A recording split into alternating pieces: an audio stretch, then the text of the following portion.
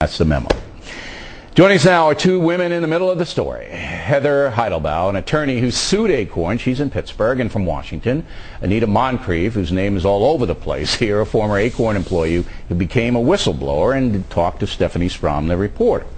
So, Ms. Moncrief, the Times guy Hoyt says the paper didn't have enough to run the Obama-ACORN connection. They didn't have enough evidence. What say you? I think that he is wrong. The New York Times had the Obama donor list. This was not the donor list that was given to the FEC. This was the list that included the smaller donors, the $50 donors, the $25 donors, the list that the FEC never saw. It would have been really easy to cross-check and check with these people and see if they had given to the campaign. This was the complete second quarter Obama donor list. All right, Besides and the donor list would have indicated a lot of ACORN people on it giving money to the campaign. But look, even if they didn't cross-check, even if they didn't do it, you supplied the New York Times and Ms. Moncrief with an awful lot of evidence that never made it into print, did you not? That's correct. I went through and gave Stephanie Strom background on Project Vote and ACORN. She knew how they were operating as an unofficial arm of the Democratic Party. She had the Kerry list, the Clinton list. She had all of this information, and I had been working with Marcel Reed of the ACORN 8, and I saw the 14-page report that she wrote about through Elizabeth Kinsley. All right, so you gave her all this info, and it never came up. It never got in the paper. And I want to point out once again, Ms. Moncrief, that you are an Obama supporter. I mean, you're not a Republican. Yes, you're not somebody who's out to get the guy. You were just horrified by the corruption that was taking place in the election. Am I overstating it? Correct. No, that is correct. Okay. Now, Ms. Heidelbaugh, you then get involved. You see the corruption also, and now you read Hoyt's article. Now, remember, Hoyt is the ombudsman. He's supposed to be the independent, honest guy keeping track of the New York Times. When you read that article yesterday, Ms. Heidelbaugh, what did you think?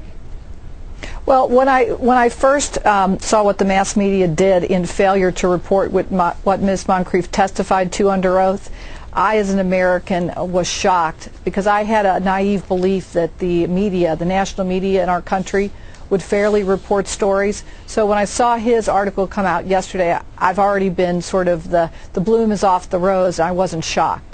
Okay, but how dumb is this guy? I mean, he says that I tried to mislead factor viewers by leaving out the fact that the New York Times did report an article about the partisanship of ACORN when I said right on camera that they did an article about the partisanship of ACORN. I mean, is the guy, how do you process stuff like that? You're an attorney. That's right. And when I read his article, I was sort of reminded of a Clinton-esque moment. What is the definition of is? Because what he's trying to do is he's trying to parse the language. And what we really need to know is would the electorate have cared if they had known that candidate Obama and the ACORN organization were tied in much more than what the candidate admitted to? Would that have mattered to the electorate? And what Clark Hoyt said yesterday was, as a matter of opinion, because his column was on the opinion page, that the American electorate didn't care and therefore it was not a game changer. Well, I would pose it to your viewers. Well, yeah. Would the electorate like to have known? It's not Hoyt's job to dictate what the American people care about and what they don't care about. But I don't want to be unfair to Obama. I don't know how much Obama knew about his campaign people in ACORN. The man was busy.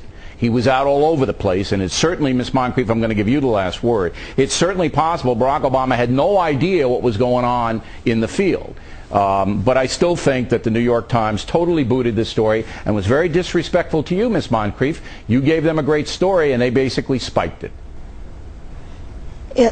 It's unbelievable to me, and I still am trying to process it. But I hope that in the coming weeks we'll be able to get the information out there.